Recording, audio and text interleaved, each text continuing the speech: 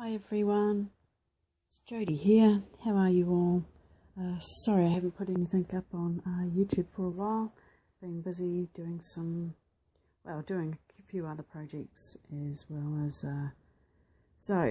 just doing other projects too. I've got about 4 of them on the go.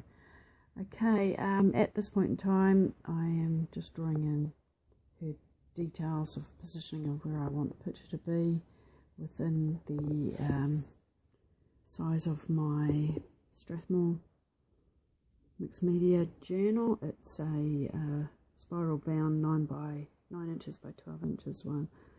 I'm pretty sure it's a mixed media paper that I'm working on. I don't think it is watercolour. I can't find the ticket on the back. Okay, so I just spent a bit of time trying to get the positioning of the eyes, making sure that both eyes are the same size. I do have a bit of trouble trying to do that visually, so I use the aid of a ruler. Okay, and now I've gone in with the Caran dache Neo Colour 2 water-soluble crayons, salmon colour. Activate that with a little bit of gesso and probably some water to help it move around. Just going in with a bit of shading with an ochre coloured one. Yeah, activating that and doing the same thing. Bit of purple, because purple is quite a nice colour to use for shadows, but you do have to be careful because it can turn the picture quite grey, the face grey, so makes it look a little bit old or tired. So you will see me go back in with a yellow later on just to warm it up again. That was just a bit of pink adding to her lips and then putting a little bit of that around the eyes. It's good to use your colours elsewhere, not just on like the lips. We're made up of all sorts of different colours and we reflect the colours that are around us, so I quite often use with I paint with quite a sort of a dirty palette, and I constantly mixing all my colours. Right, so I'm just going in now with a blue watercolour pencil, doing a wash around the background. I think those ladybirds that I've got there I will rub out later on and reposition them and do them a bit differently, because I did this over a number of weeks and I sometimes lose track of my reference photos, which one I was looking at the time. I get quite forgetful. Okay, so here I am putting in that yellow, like I said, just to warm her up again. And I used my Tombows. I quite like the Tombow markers, and I don't use them as much as what I should do, probably because I've moved away a little bit from journal painting. As you get more confident and find your own style, I think, or what you think, well, it's not about what you think is your style, but it's all about doing what you like. So I've got into doing a little bit more canvas work, and I don't use those sort of media on my canvases. I stick to more acrylic because it's more light fast, and I make sure that the acrylics I use are artist grade rather than student grade. On the Whimsy girls that I've done, which are just for myself, I've probably used a little bit of other things, but basically because I've not sold anything yet. Never so, the confidence has to be there, and I've got my own demons, and as we all have, so I don't know. One day, I'm actually hoping that one that I've got on canvas, I am going to sell. Try to. Anyway, so that's a different story. Okay, so now I'm collaging her dress, just using some scrapbooking paper. I've got a whole pile of papers because I also do card making. And I'm a bit of a paper nut, so you do get quite, what's the word I'm looking for? You like to have a stash. you see paper and, oh, that's pretty, I'll buy that, and then next thing you know, you've got a whole pile of it. A little bit like material. If you're a sewer, you end up with a whole pile of material, and then you have to actually use, you're supposed to use it. I have cross stitch, that's another one. Anyway, that's an I think we all have that problem, be it shoes or makeup, whatever pushes your buttons, isn't it? Okay, so just doing a little bit of stamping, reinforcing a little bit of more interest in the background. I used Stays On, and it was just a dictionary stamp. And now I'm redoing the ladybirds to the ones that I actually want to paint later. So, you know, you can change your mind, like anything in life. You can change your mind and do something. You don't have to stick to what you've done at the beginning. And, yeah, so now I'm just playing around with the eyes, because I always spend quite a lot of time on the eyes, getting those to exactly how I like them, using my Faber Castell Pitt pens. And, yeah, I actually, with the dress, I went over that with some white gesso, just a real milky coat of gesso, just to tone it down and bring it into the background. So now I'm using the Pitt pens to go around and brighten up, make the colour more intense. And with the Faber Castell Pitt pens, you actually have a little bit of time that you can use water and blend them. I really like using those. You've got to be careful, just like the Tombows, that you want to make sure that the paint's dry before you know, go ahead and start using. And you also want to try and keep them clean. I think with my white Pitt pen, I had used that, and then I went to use it later on and it still had ink on it, so that's not good, is it? So putting a bit of pink in to tidy up the outlines, and then I've gone over that with red because I don't think the pink was the right colour. Yeah, what else is going on here? Okay, so now I'm putting in her stockings, and then I will come back with a black pen and put the stripes in, because she's got Whimsy black and red stockings on. This ties in with the ladybugs, because they're basically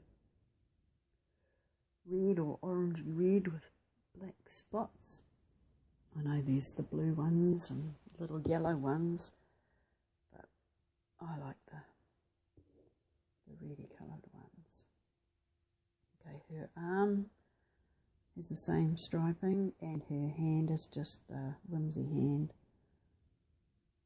So it's just got a bit of some fingers, or the shape of the hand and the thumb. I'm putting in some lowlights and highlights on the stocking,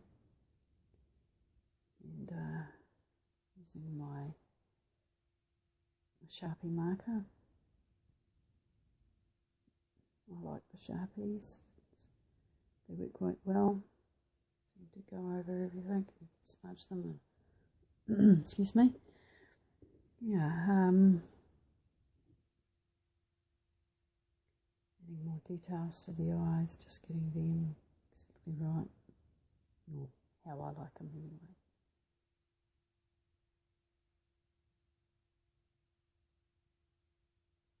This is the second recording of this. As the first one, it wasn't till I had saved it onto my phone that I realised it had some really, right at the beginning, a real loud, like, interference crackle, which would make people, you know, jump.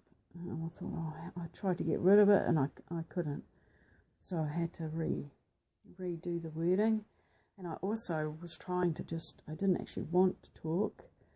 It's a, you know, I think we all, it's a confidence thing. Don't like the sound of my own voice, so I didn't want to talk, and then I find trying to put music on, it's all sometimes just gets it's all a bit difficult, because I don't really have a proper software. I'm just using a phone and an editor app that I have. So I'm pretty proud of what I can achieve, but I'm get a little bit frustrated with what I want to achieve in comparison with what I actually do achieve, which I think that's just universal, and that goes with everything, doesn't it?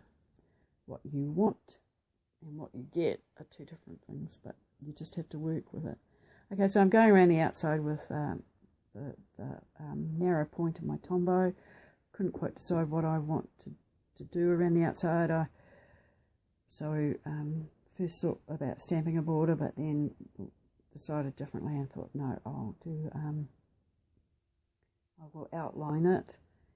And now the rest of the video is basic. Well, I'm doing the ladybug, so I started off with the Tombow, and then I go over it with a bit of acrylic paint. I'm using Caran coat acrylic paints. These are just student grade things. They're quite what's the word, matte, so they're good to work on later. I do mix in with it, especially if I don't have the colour that I have of that particular brand. I've got a few other, like I said, I do have more artist grade. I've got some golden acrylics, and I didn't use any, I think I might have used some Atelier. I think that's an Australian brand. I've used a bit of everything, whatever you can lay your hands on, just use it. Okay, so the wings are gone in. I've just done like a base coat of dirty grey, really wet wash, because I wanted them to be translucent so you could see right through them. I do go in later on with some silver, not silver paint, but it's like a powder. It's a schminky powder. So once I've done all the ladybirds, I went over later with the gold powder. This video, it's 20 minutes long, but I'm pretty sure this took me, well, be 5 or 6 hours to do, which seems crazy, doesn't it? But there you go. I do stop-start a lot, and that probably doesn't help, but it's quite tiring sometimes too. And like I said, I've got a few paintings on the go, so if I get bored with one bit, I'll move on to do a bit of something else, and then you can let that dry. So yeah, so I mean, it's quite good in that respect. You've got a few things on the go, as long as you don't totally lose enthusiasm for one thing and never finish it. But then I suppose that happens as well. It's no biggie, is it? Yeah, so just continuing with different ladybirds flying. It's a little bit difficult. I'm not used to doing ones that are flying. I usually do the ones that are just walking around, so that had its challenges. And yeah, it's quite good because you sort of learn a bit more about the anatomy of a particular thing, and that gets stored in your brain for later use. And the more things that you paint, the less fearful you are. So it's good. I like ladybirds, especially the ones that eat the aphids. I know there are ladybirds around that are a little bit more, what's the word, horrible. There's some that have just come into our country that eat other ladybirds, so that's not good. Yes, so there's bits of red in the body, which I didn't realise, but I should have, because that's what the infant ladybirds look like. They just look like funny little, almost like a slater, but with reddy stripes. Not as big as a slater, but yeah. And then they grow, change into the ones that we see now. So I've gone in at some point too and darkened up the hills with a bit more acrylic paint, because they were only done with the water soluble colours. And,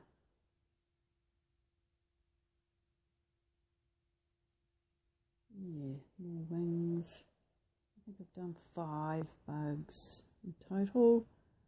Odd numbers are best. You do odd numbers in the garden, you're planting, and I think odd numbers in art are good. So I think there's those rules, funny little rules in nature or in science and everywhere that always come back. There's a pattern, and some patterns or percentages, ratios are better than others, and so that's something that you learn, like compositions in thirds, not in halves. Thirds look better. It's funny, isn't it? Okay, so putting in highlights. Okay, now I've putting on the stripes around the border. I decided to stripe it, and I like how it looks. Just use my Sharpie for the white and a black pen for the black. Doing some final touches with the highlights and dark lights, because sometimes I just paint like a wash down base coat, and then you can go back in and define the details. They're quite painterly, the ladybirds. They're not detail. I'm probably more of a painterly, that I don't know how you would word it. I word it sort of sketchy, rough. I like that look. I mean, I like other people how they can get things looking crisp and all that, but I struggle with that look myself. Okay, so here I am doing the schmink. It's powder, and you just wet it. And I've realised later that I shouldn't have dunked my brush into my water, because, mind you, the water, look at the state of it. Because then I've put silver powder all through. So I did get a dropper, and I had to clean that. I have got an old dropper. I don't know where I got that from, probably something anyway. And I use the dropper, so that drops the water in, so then I don't have to get my water all messy. I've gone over all the wings with the silver, and after I'd finished the painting, I actually did spray it with a very light coating of matte, because I didn't want to get too heavy with the matte, because that'll just get rid of the shimmer, but I wanted to try and fix that. Oh, and another thing that I didn't film was I went in with a little stamp, used gold ink, and stamped those little circle things on her dress. Now I'm putting lines on the hills. They're not all uniform lines, a little bit thick and thin. I used a Sakura Micron, a number 02, and I went in with a 0.08, which is a lot thicker, and just thickened up the odd line here and there. And then I also went in and did a little bit of like Zentangling, put some stripes in, some dots, and I went over in some of the dots. I put some white in just to make it stand a little bit more. I quite like how that worked out. I was a little bit scared to do it because I didn't test it out, and I thought, oh, do I do a pencil first? Or I thought, no, just go for it. So I just went straight in with a black pen, and it worked. How cool is that? Okay, and then along the top of the hills, I have written the verse. I have to get it in it because I can't remember it. It's the end part I can never remember. It goes, ladybird, ladybird, fly away. Your house is on fire and your children are gone. All except one, and that's little Anne, for she crept under the frying pan. I actually don't remember that last bit from when I was a child. Okay, so now I've gone around the girl's wings with black and white, and just did some quick sketchy lines. And I'm just about at the end, so I will... Oh, I'm trying to do the eyebrows. They were too dark, so I actually went back in with very soft Prismacolor pen and a little bit of paint. Okay, Bye for now, and thank you for watching, and I hope I have inspired someone else to do some art. Thank you all. See you next time. Bye.